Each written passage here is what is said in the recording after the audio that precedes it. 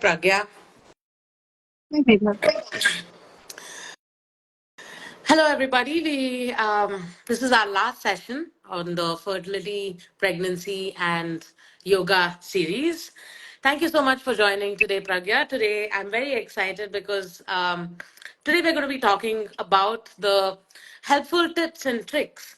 We've spoken a lot about the journey, about how preconception and pregnancy, and then how to deal with all of the different kinds of scenarios that arise during these phases, and how yoga helped you, and what input your practice and your different experiences brought to you, right? And today literally the meat of the session now, about what tips and trips we can use to sort of make this journey more holistic, more helpful, and better, right? I Yeah. hope you can see me today. No, I don't know. I write to Instagram about this, but yeah, I Yeah. can see still blank. All right. Mm. Okay, let's just dive right into the session as usual. Imagine my face. Yeah. Okay. Yeah. All right. So, why don't you tell us a little bit about, what are the tips that you have for people who are either planning to conceive or have conceived and are pregnant right now? What, like, in terms of the yoga practice, right? In terms of the body. Uh, can you share what you've been doing, and what you, as a yoga teacher who has led people through these phases, think is important to note? So the first thing that I would say, and which is what all my teachers and the healers that I went to told me, was to try to relax. When we're trying to conceive or when we're pregnant, like a lot of times we are very hassled, like mentally.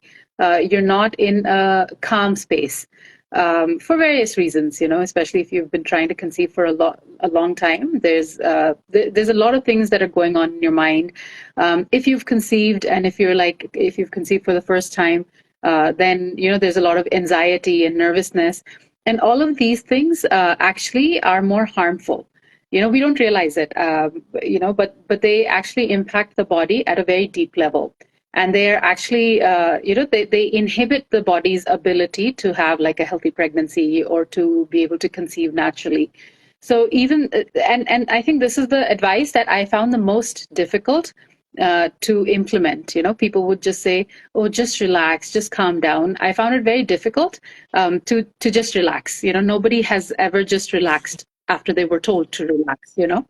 So I think what helped me was actually those teachers and those healers who were telling me that have faith, it will happen. So I would just keep thinking that, and that would in a way help me relax. So that was the first thing. But then to answer your question, like specifically for the body, I really did change my asana practice. So and like the other kind of workouts that I was doing. So I decided, like for asana practice specifically, I had teachers that I was consulting. And I remember, like the sessions were significantly slower and more mindful than my usual yoga practice. So there were like a lot of supine asanas, where where I was being asked to just sit with my lower body completely relaxed. The focus was like that you shouldn't be stimulating the body or the mind. So like a lot of supine asanas, I would be in supine asanas for like half an hour sometimes in a session. Even when we were doing standing asanas, again, it would be to aid the opening up of the pelvis and to open up the torso, especially the uterine area. To enable like the implantation, and even now, just to give the baby like space to grow. So we would focus a lot on that, so we were doing like fewer asanas, but all of them were supported. So even if I was doing something like trikonasana or even ardha chandrasana, in ardha chandrasana my leg is always supported on something, the leg which is lifted, it's always supported on something. So like we modified the practice like that. So I would say that the practice has to like make you feel that even though you're doing these asanas, you're still doing them from a space of rest, rather than just trying to sweat it out, or trying to get like everything moving in your body. So that's that. I think that was the main thing that worked for me. I focused more on relaxing the body, supporting it, and not really straining it. Yeah. So at the end of my practice, whether it was yoga, or even if I was just going for walks or even swimming, I would check in with myself and ask myself, like, was I feeling more relaxed and more energetic, or was I feeling depleted? And that is one of the main things that we have to remember, because most of us in the modern lifestyle, we feel that only when we feel like depleted and tired have I done something worthwhile, So I had to really change that mindset. So everyone who's trying to conceive or who has conceived, your yoga practice or anything else that you're doing, it has to make you feel a sense of rejuvenation. And it can actually happen if you go to the right teacher. And that's another thing. If it's not working for you, whatever you're doing, you need to go and seek help. And so I went to senior teachers, and I noticed that even after like an hour and a half or an hour and 45 minutes of yoga, I would have so much energy, after the session was over. So there's something to say about like working with your body rather than like making your body just mindlessly work for you, just sweat it out or just lift more. That's if you're trying to conceive, and if you are pregnant and you're looking at having a healthy pregnancy, work with the body. Don't think of your body as a tool that just works for you. That's not a really healthy way of looking at it.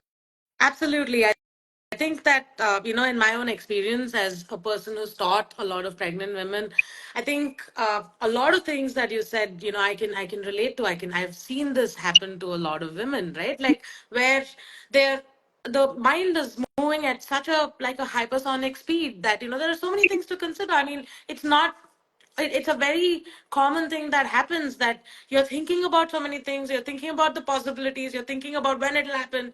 There's so many conversations you're having about it, but ultimately what that means is that your mind is now so not present in the body, Yeah. right? And I feel that just having that connection, if you can facilitate that, a lot of things just start being like, I feel that the resilience to sort of deal with all of the things that you must at that point comes in from that space. So yes, I think that having a strong practice in the sense of strength is understood in multiple ways, right? It doesn't always have to be that you're engaging too much, or you're sweating too much, or you're doing too many asanas, or you're doing exactly what you used to do before, or anything of that sort, right? So discovering strength in just uh, you know moving beyond the physical dimensions of what your body can do in an asana class, and understanding that moving together with the mind is most important during this phase is something that I think really works for my students.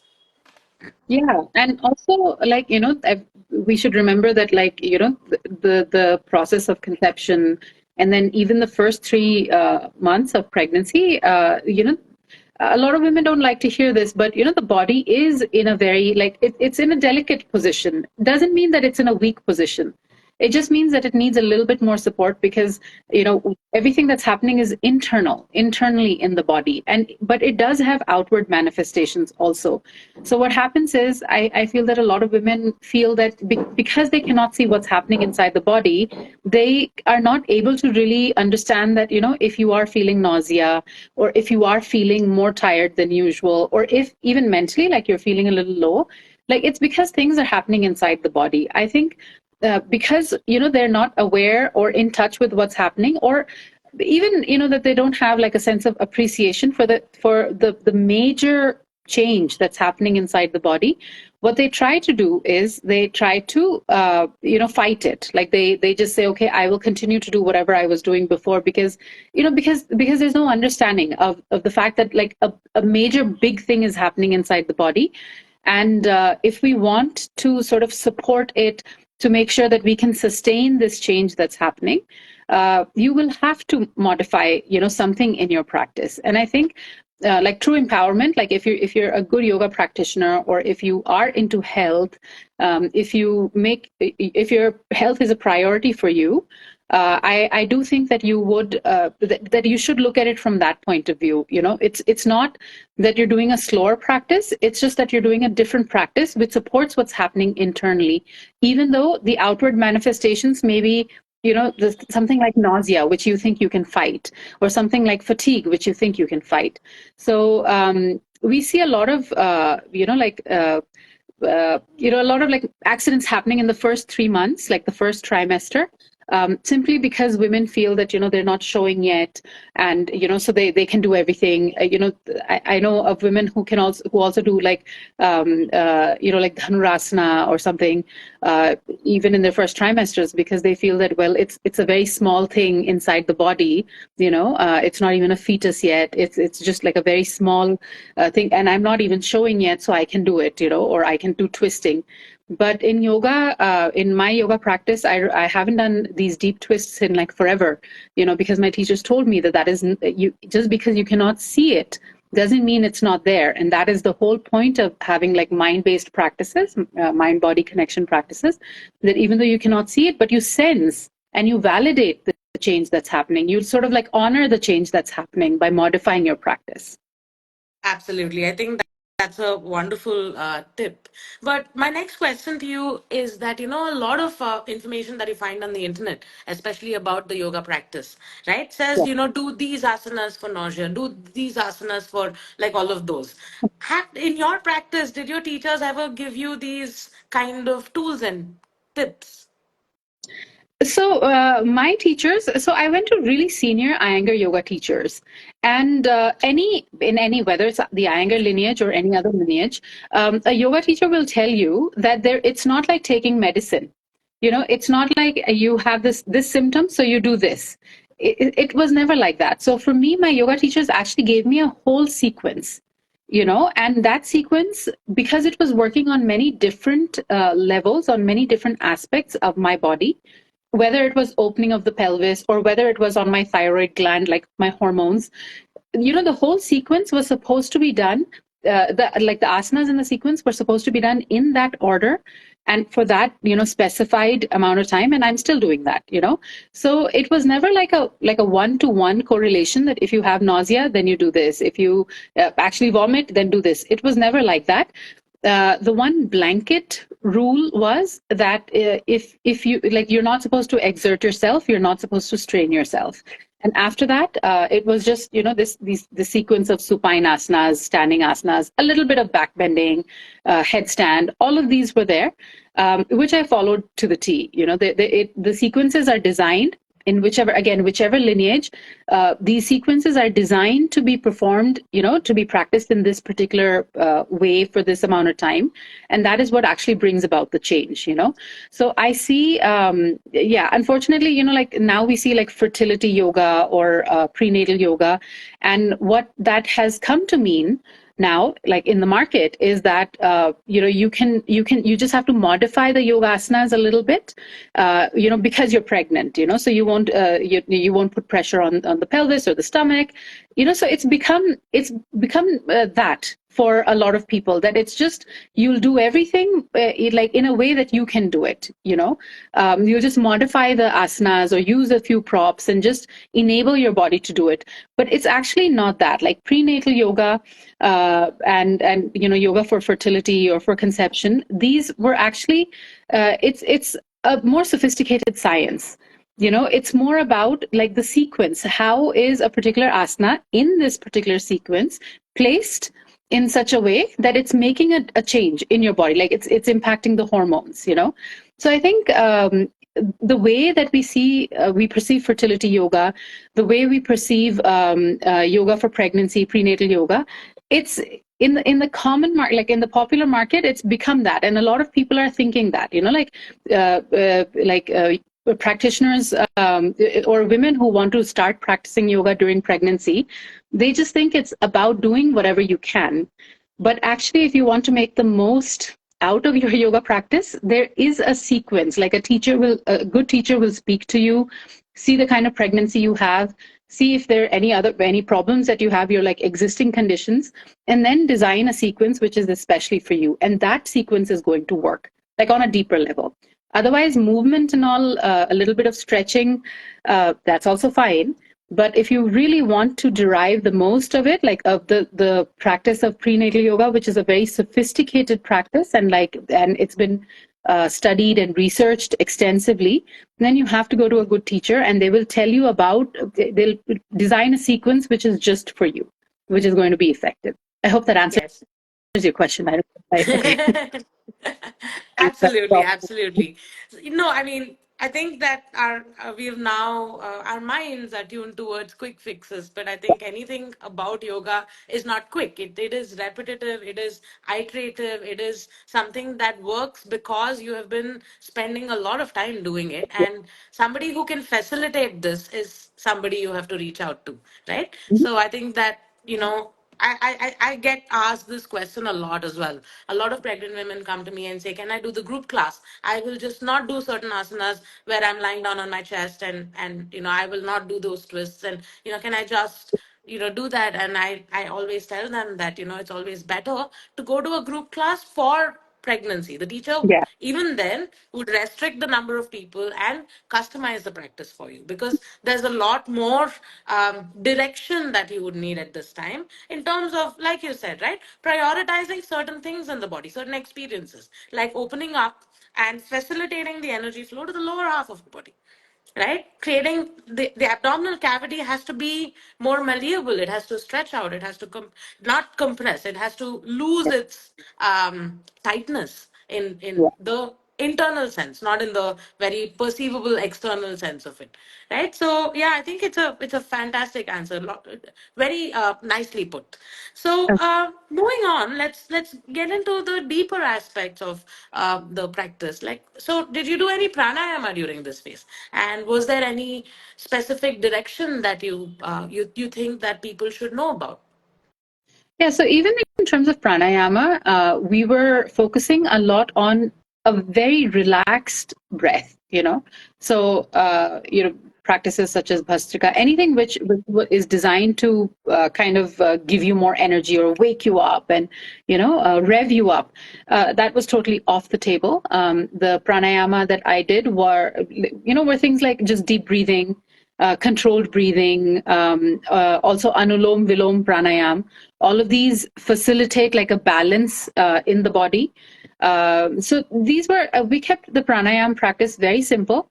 Even though I was doing deep breathing, even though that was like pretty much the pranayam that I was doing like predominantly, breathing towards your chest and then diaphragm and like sectional breathing, that was still in a supine asana, so the way we were doing the pranayam was also different. So it wasn't like I was just walking around and just doing my anulom vilom or just doing my like steps, like my 10,000 steps, my walk, and then just trying to breathe deeply. It wasn't like that. Like the pranayama was specifically to focus on the breath so that you can calm down the mind. And that's the reason I mention this, is because there is a misconception in like a lot of people's minds that the pranayam that we do is only just to get more oxygen in the body, and that has like that's supposed to have some miraculous impact. While that might be true, like we're trying to breathe better, we're trying to assimilate oxygen better, all of that is there, but during the conception phase and then throughout until now, the focus for my pranayama practice has been how much can I slow down the mind. So if I'm in supine asanas for half an hour, it might even be just the same pranayam, which is very challenging. Like I might just be doing deep breathing, that's all I might be doing for half an hour, but at the end of that half an hour, you've really you have really gone into a space where there are no distractions. You're not thinking about what is next, or what is am I doing it correctly. It's a space where you're very calm, and there's a sense of balance in it. So my focus, like in terms of pranayam, was that, like, focusing on like a balanced body and mind, and then getting into a space of like calmness and silence, which only came when I had like half an hour to just focus on one kind of pranayam, if that makes sense. Absolutely. Absolutely. But I also think that, there are some things that are, very important to note during this phase. And this is where my next question comes. So, did the same kind of rules apply even before you had conceived? Or did you do any of these strenuous pranayamas at that phase to sort of cleanse the body and things like that? When I was trying to conceive. Mm-hmm. So it was the same rules, even when I was trying to conceive, for me specifically. See, yeah, because these rules will be different for different Mm-hmm. people. I had I was coming with like many years of yoga practice, and uh, all the teachers that I was going to, including my pranayama teacher, they could see that level of like, there was a certain suppleness in my body. There was certain, like, my body was very fast. Like, I was not sluggish or lethargic at all. And like I've mentioned in one of our previous conversations, like I think I mentioned it, that my yoga teacher, my asana teacher, actually initially thought that I might, like I might need more movement, just to get the blood moving and things like that, to rev up the system. But eventually, when she noticed, when I was practicing in front of her, she was noticing it. She said, "No, we have to slow you down. You come with all this yoga experience, yoga practice, and so when I tell you to do an asana, you're in that asana. Your body is so supple and like flexible that you can easily go into that asana." So that mind-body connection, that connection that we hope to make, it doesn't it ends up not happening, because it's so easy for you to go from one asana to another. So, and she's like, "But I can make you do that for an hour, but you'll just get tired." So it's really not doing what we want you to do. It's not having the impact that we want. So like, it was sluggishness was never a problem for me. My teachers, whether pranayam or asana, they wanted to slow me down. They wanted that, like, they wanted me to just move more mindfully, slow me down, have me in this like contemplative kind of mood. So even when I was trying to conceive, it was the same. They were telling me, you have to relax, you have to calm down. So all of the stimulating pranayams, those were off the table for me. But I can see how, like, again, it depends on person to person. Someone who has a sluggish metabolism, for instance, might need to do like bhastrika, or might need to do something which is a little more energetic. Yeah. During the preconception phase. But once the pregnancy starts, it is probably better not to do any of these that put pressure into the abdominal cavity. Yeah, absolutely. Absolutely. After that, Yes. the reason I think I've had like a very like a nice pregnancy, like a very rewarding pregnancy, is because I've listened to this from, like, I've tried to implement this in my practice also. Like, my teachers have always told me, okay, calm down, slow down, and I think initially it was difficult for me to do that, simply because I was used to like a very energetic and very fast paced yoga practice. My mind, everything, like, I'm doing a million things every day. I think initially it was difficult for me to accept that I need to slow down, because I was just not used to that idea. But I think it's been more rewarding for me, because I have really tried to immerse myself in this new kind of philosophy of life. Just be more mindful, slow down, enjoy the process. So it's been rewarding for me. So I think a lot of women who are trying to conceive, or are pregnant, look at I would encourage that they look at it like that. It's a very different phase in a woman's life, and it only happens to women. Men don't get to experience this phase, this process. So it's nice to be able to make the most of it. So if you have to slow down, you can do things that you like a little bit more. Like I spend so much more time reading. I spend so much more time writing, so I found ways to sort of make that slowing down about the things that I like doing. And I think that's what's made it like very rewarding. Yeah. So I would always recommend that to women.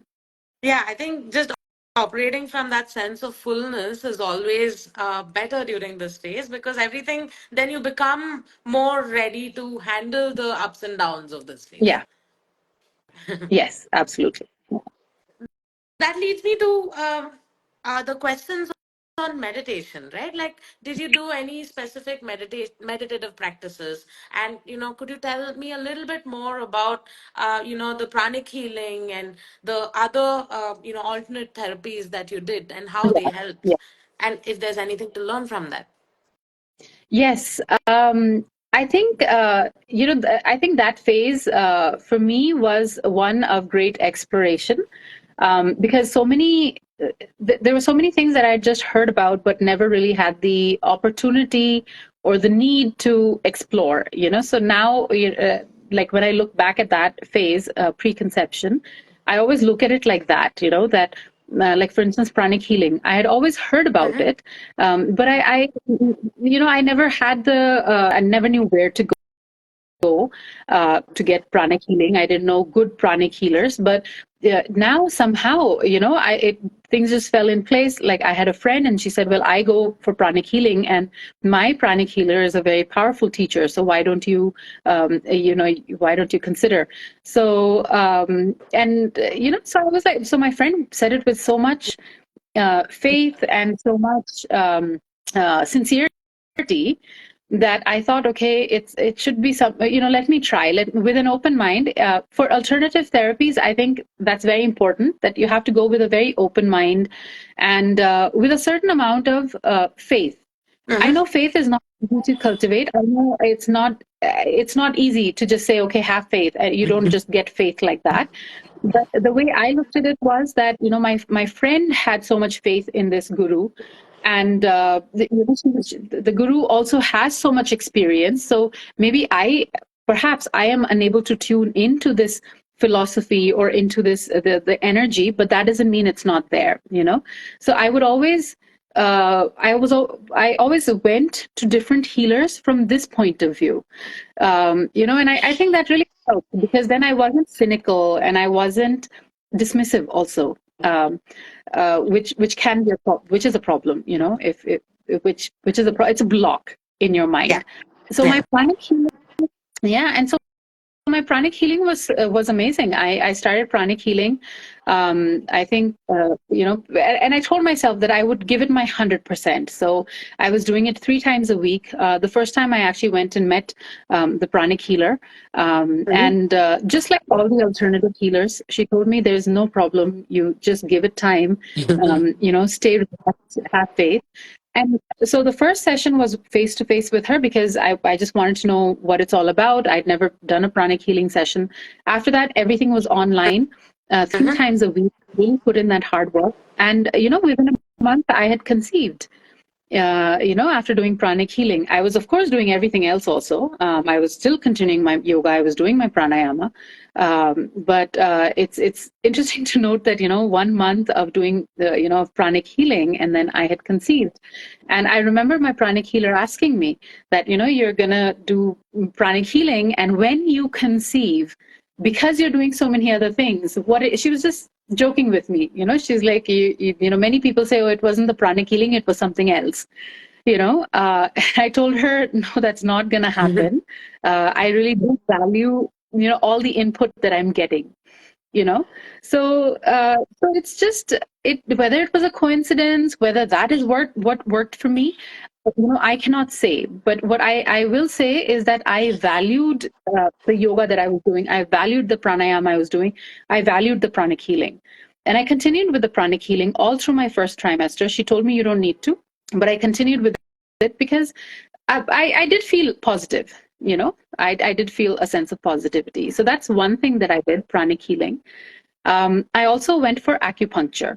Now, acupuncture is something, again, there's a lot of fertility acupuncture out in the market, but I went through a lot of them. Like I just read about it, about the healers online. But I think what I was most comfortable with was an acupuncturist who was a very senior acupuncturist, like a very experienced acupuncturist who also did fertility acupuncture. So I wasn't looking at someone who'd only done fertility acupuncture. I was looking for someone who came with a lot of experience and then knew about fertility also. And that was the same with my yoga practice. That was the same with my pranayama. Like I always look at teachers who have a lot of experience with various things rather than one person who's just done like 1 year's course on fertility or something like that. I would also recommend that to other people, that you don't look at someone, like look at how the experience that somebody comes with. A teacher who's had like 20, 30 years of experience and also worked with women who are trying to conceive is more likely to be able to help you and to understand you than someone who only has like 2 or 3 years experience and has only focused on fertility. It's just like I've just found that in my experience those healers and those teachers are much better. So I went for acupuncture, which I would again recommend to everybody. And then I also did journaling. I think I increased my journaling during that time because, now that I was, that everybody, including my acupuncturist, including my pranic healer, they were all telling me to relax. They were all telling me to slow down. And the only way I knew how to do that was to actually write a journal. So I actually physically write it. I don't type it, on my laptop. So that is one thing that I've always done, and I feel that helps me process my thoughts, and just seeing the thoughts on paper somehow have like a positive impact on me. So I tried these things. I went to therapy for a while as well. So all of these things, it was like a multi-pronged approach. I was doing many things for the mind and the body. Yeah. Yeah. So just a little bit more about the journaling, right? So did you have any prompts or did you have any specific resources that you reached out to? Or did you just do this, my day and these were the things that I experienced, these are the things that I felt, that kind of journaling? Or was it more directed? And do you have any tips for anybody who wants to pick up journaling? Yeah. So I've been journaling for many, many years now. And I have been through phases where I've needed prompts or I've used prompts, and phases where I've just written about my day. So what I would suggest is, if you've never done journaling before, and if you feel that you don't know what to write about your day, right? But I feel that, on the journey to conception or any other, when someone is going through a hard time, what we lack is a way to express ourselves, or a platform to express ourselves. So I took my journal as the place where I can just be uninhibited and write about whatever made me feel anything, like whatever sort of drew out strong emotions in me.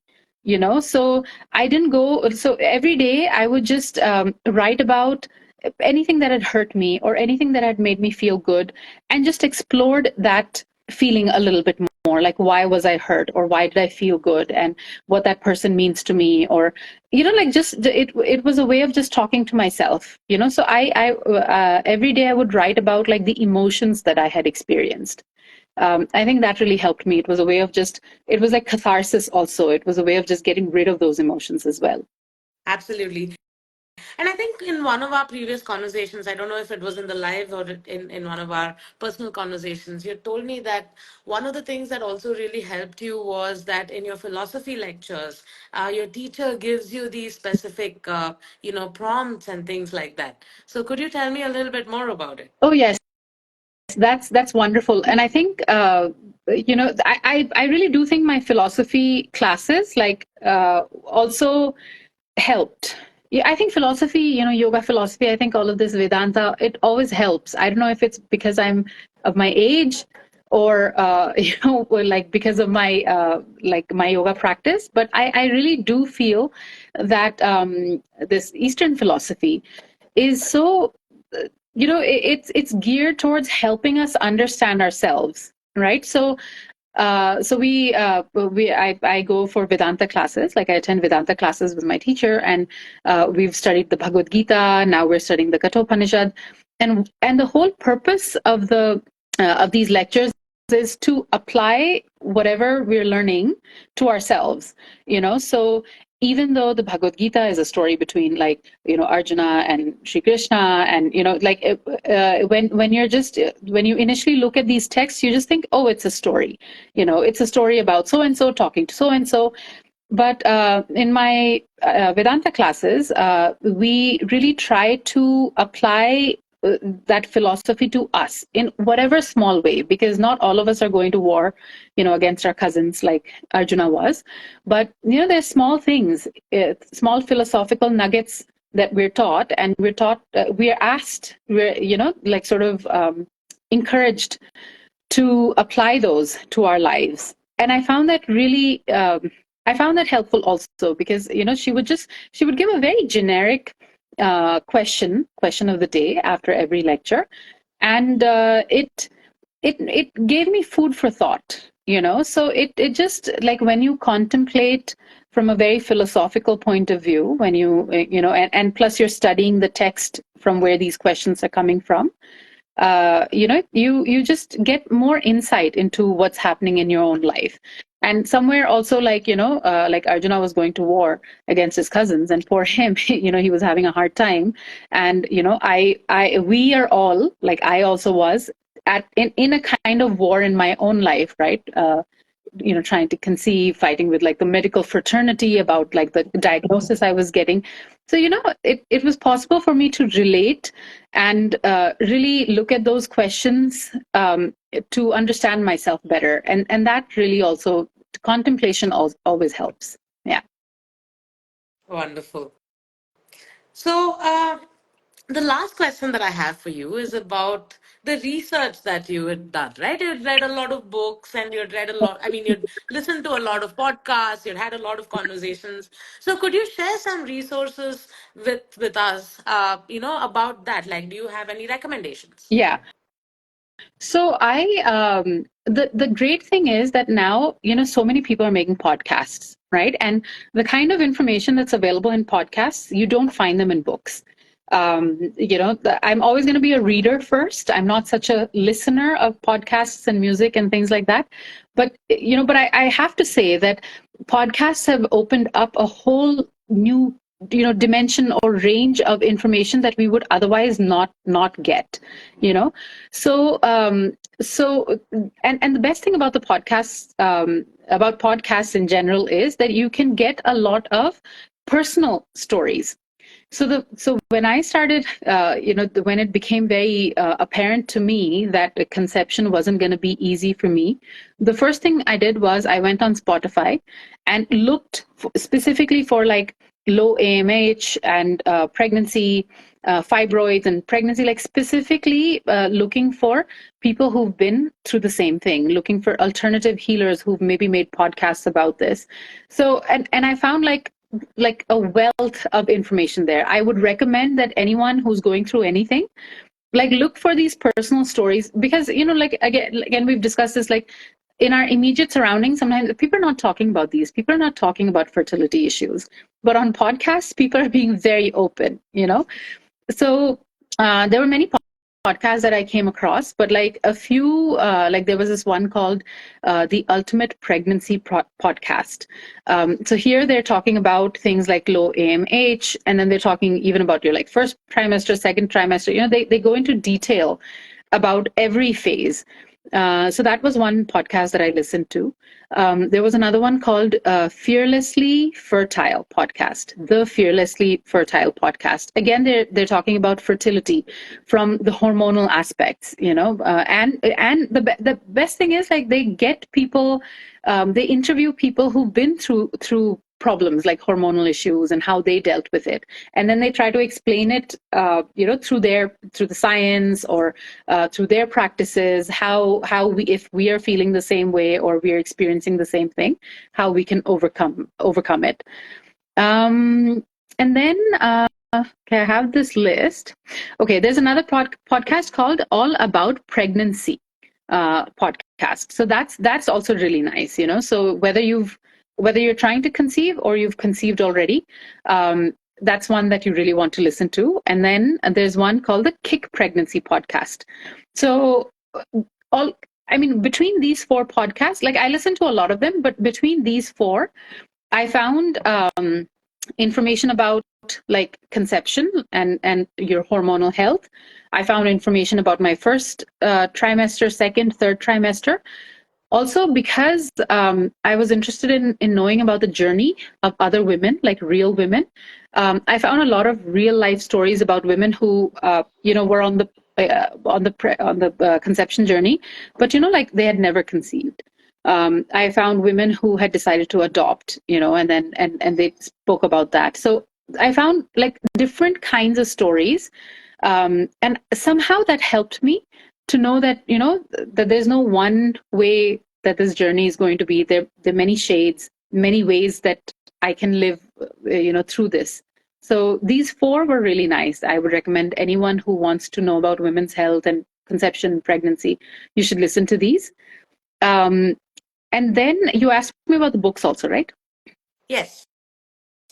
So there were many books, and I have, this is the best-selling book of all time, What to Expect When You're Expecting. This is the last book I got because a friend of mine gave this to me, actually. So this is the first book that usually people read, but this is turning out to be the last one that I'm reading. And then there's another one called Yog Sadhana for Mothers. This is actually written by two Ashtanga yoga practitioners, Sharmila Desai and Anne Weiss.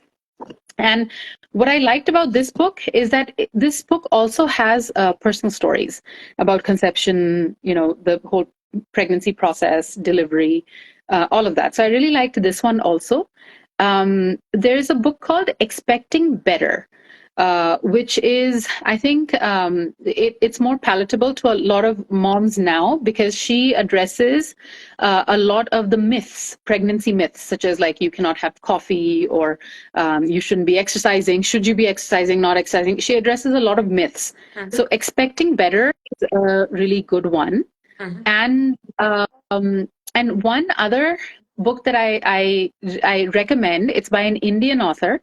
And I'm actually going to be having a conversation with her next week. This book is called "What is a Lemon Squeezer Doing in My Vagina?" Okay, it's funny, like it's a funny title, but it is such a well-written book. It's about her own journey of infertility, and then she eventually went through IVF and a successful IVF. And but she talks about like the whole process in a lot of detail, the IVF process in such detail. And because I had read that book, I knew when I was going to different doctors who were trying to just push IVF as the solution to my problems, like I knew that these doctors were not giving me the whole picture because I'd read this particular book. And she talks about the technical details of IVF. She talks about like the emotional impact that it has on her as well as her husband. It's a great book. So I would recommend that also. What is a lemon squeezer doing in my vagina? How wonderful. I think maybe we will make a post with all of these so that, people have easy access, and, we can do that right after this. And so this was amazing. I mean, there were a lot of things to take back from this session and from the last couple of sessions. So thank you so much for coming on live here and talking so candidly and so openly about all of this. Just like to end with this idea that, since your support system, and since having the community play such an important role in all of this, for you, tell me a little bit more about the Pregi Party. Yes. So the Pregi Party is a wonderful, unique idea conceived by one of our common friends, Simran, and who's also in about to be in her 7th month of pregnancy, actually. So she's also in her second trimester. Basically, like a support group for women who are pregnant, who want more information, who want to interact with like-minded women. And it's a space designed for you so that you don't feel lonely when you're on this journey. Whether maybe you're on the journey to conception, even then you're encouraged to come to the preggy party and just speak to other people who are in the same in the same boat as you. And we sometimes underestimate the good that it can do for us to speak to other people who are in the same boat. So we are hoping to make this community like a support system for women, a place where women can get fundamentally sound, good resources about what's happening in their pregnancy. If they have questions, like for instance, a lot of people have questions about the gestational diabetes test. A lot of people have questions about like the thyroid during pregnancy. So this community is specifically to address such queries, to put you in touch with professionals who can address these queries for you, and also just to give you like the support of like-minded women who are on the same journey as you, just so that the whole journey, because it's such a unique one, it becomes one that's more memorable for you.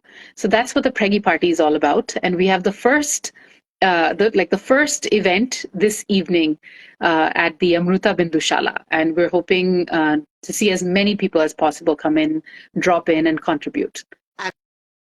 Absolutely. I think it always takes a village, and that's what we're trying to do to get people together. And I feel like, post COVID, the interactions between people have actually reduced. And it's a very good way to kickstart, getting out of the comfort zone of our own homes and actually getting out there and meeting people and seeing how we can sort of support each other and learn from each other and just, have a good time. Because Yeah, that's exactly. what a party is all about anyway. Yes, exactly. Yeah. So we hope All to right. see everyone there. It starts at 4 o'clock, right? Yes. 4 to 5:30. Yes. All right. So if anybody is interested, please reach out to either Pragya or me, and we'll send you the details. And I think one of our listeners, Sana, says, I was about to ask if you can make a post with the list of all of these books so that we have access easy, so that we can access it easily later. Yes, we will do that, Sana. Thank you for commenting. If there are any more questions, please feel free to drop them now so that we can answer them. And otherwise, we will just sign off. And this has been a fantastic series. We will also link the other three uh, conversations Yeah. that we've had before this in our stories, in our we will upload it also on YouTube. So if you want to just get the access to our entire conversation, please follow us and look at this, and also please share it with somebody who really really needs to hear all of this. Yes. Yes. All right. Thank you so much, Pragya. It was lovely. And I'm looking forward to seeing your conversation with the author of What is a Lemon Squeezer Doing in My Vagina? And we will definitely stay tuned. And I will see you at the Preggy Party at 4. Yeah. See you later today. Bye, Medha. Bye.